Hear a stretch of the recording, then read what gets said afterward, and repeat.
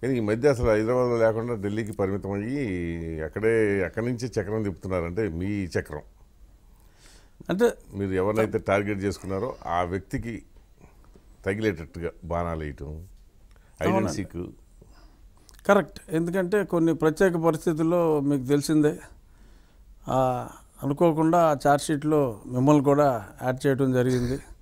అర్ధరాత్రి నిన్న లక్ష్మీనారాయణ గారి ఇంటి మీద జరిగిన తరహాలోనే మరి నా ఇంటి మీద సడన్గా ఒక 30-35 మంది దాడి చేయటం, ఎత్తి అందులో పడేయటం, తీసుకుపోవటం.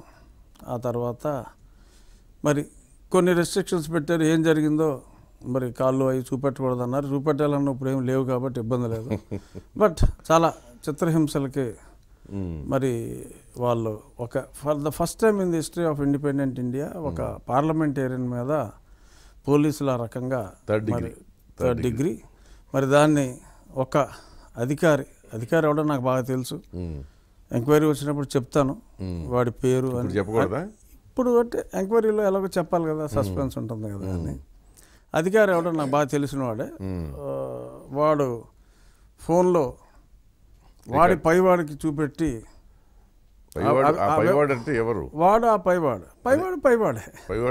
అందరికంటే పైవాడేనా? పైవాడు. ఓకే. ఆ పైవాడు చూసి మామూలుగా డిపార్ట్మెంట్ లో పైవాడు అంటే సూపీరియర్ ఆఫీసర్, అది కాదు అందరికంటే పైవాడు. ఆ పైవాడు స్పైడర్ సినిమాలో ఓ సాడిస్టిక్ విలన్ ఉంటాడు సూర్య. అవును. వాడికి లాగా విపరీతంగా ఆనందించాట. అవును. ఎవరు చచ్చిపోయి ఏడుస్తూ ఉంటే చాలా ఆనందిస్తుంటాడు. ఆర్తనాదములు శ్రవణానందకరములుగా ఉన్నవంటాడు రంగారావు. అవును.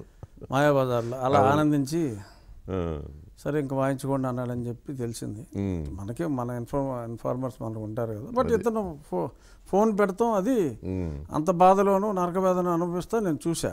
సో అసలు అంతవరకు ఎప్పుడన్నా జీవితంలో దెబ్బలు తిన్నారా? అసలు నా కాల్ చేస్తే పింక్ కలర్లో ఉంటుంది. కావాలంటే ఇంటర్వ్యూ అయిన తర్వాత ఫోటో తీయండి. నా కాళ్ళు ఎప్పుడు పింక్ కలర్లో ఉంటాయి చిన్నప్పటి నుంచి. మరి అది కాలని కాదు, ఒంటి మీద మీ అమ్మ కానీ మీ నాన్న కానీ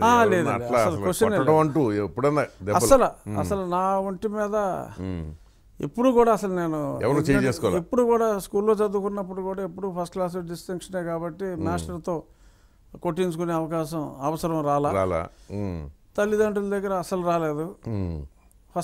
ఫస్ట్ దెబ్బే పోలీస్ దెబ్బ నాకు. సో అది గొప్ప, అది కూడా ఒక రకమైన ప్రివిలేజ్.